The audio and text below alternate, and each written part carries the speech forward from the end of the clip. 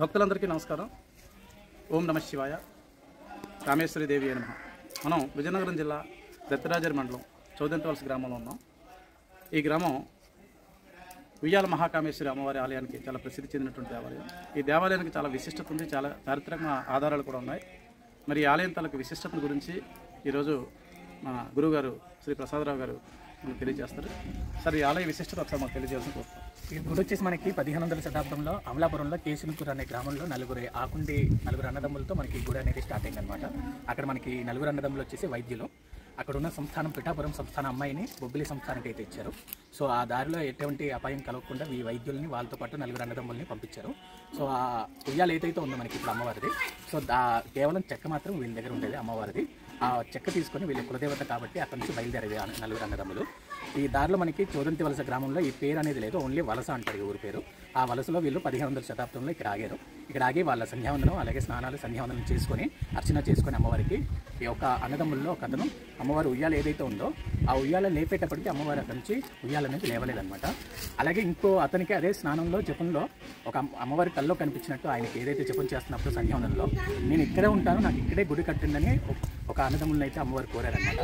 So ఇదే విషయాన్ని ఊళ్ళో వాళ్ళకి చెప్పగా ఊళ్ళో వాళ్ళు వీళ్ళకి ఒక వైపున సంస్థానం అయితే వీళ్ళకి ఏర్పాటు చేశారనమాట ఊళ్ళో వాళ్ళంతా. అదే దాంతోపాటు వీళ్ళ నలుగురు అన్నదమ్ములతో పాటు ఒక 4 దంతాల ఏనుగు అయితే రావడం జరిగింది.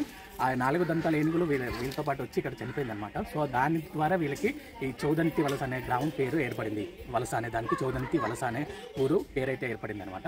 దాని తర్వాత మనకి 200 సంవత్సరాల తర్వాత ఆకుండి సీతారామ ఆంజనేయ శర్మ గారు, సీతన్న అంటారు ఆయన్ని, ఆయనకి ఈ గుడి అనేది పట్టించుకోలేదన్నమాట. ఆయనకి అసలు ఈ గుడి ఉన్నట్టే తెలియదు.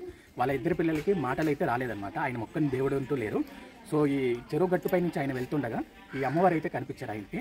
ఆయన వాళ్ళ వంశీ వాళ్ళని అడగగా ఆయనకి తెలిసిందనమాట ఈ గుడి అనేది మా కులదేవత కామేశ్వరి దేవి, ఉయ్యాల మహాకామేశ్వరి దేవిని. ఆయన వచ్చి ఈ సాయంత్రం అనగా ఒక 4 గంటల సమయంలో ఇక్కడికి వచ్చి ఆయన మొక్కుకున్నారనమాట, మా ఇద్దరు పిల్లలకి మాటలు వస్తే నీకు గుడి కడతానని.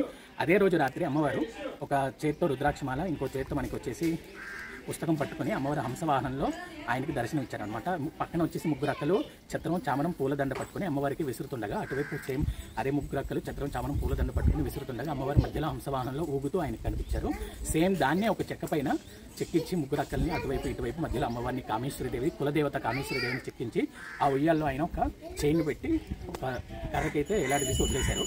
1940 ఈ సమయంలో మనకి గుడి కడుతూ మనకి ఏదైతే అమ్మవారు ఏదైతే ఉందో దాన్ని పంచలోహాల మీద చెక్కిస్తూ మనకి ఇప్పుడున్న దాన్ని చెక్కతో తయారు చేశారనమాట. అమ్మవారు ఏదైతే ఇప్పుడు కనిపిస్తున్న మనకి అది పంచలోహాల్లో 1940లో అయితే మనకి తయారు చేశారు. 2020లో వచ్చేసి మనకి చెక్క అనేది ఎప్పటికైనా శిథిలం అవుతుంది కాబట్టి పైన అండ్ కింద మొత్తం మనకి అమ్మవారిని పంచలోహాలతో అయితే మొత్తం మనకి రీప్లేస్మెంట్ అయితే చేశారు 2020లో.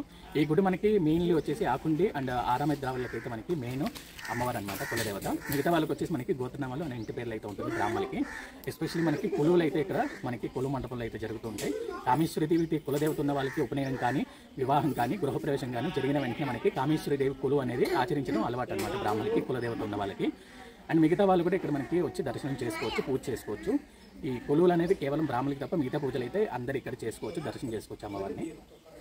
Thank you sir. మరి మీ అందరూ గురుగారు చెప్పిన విన్నారు కదా ఈ చరిత్ర అంతా కూడా.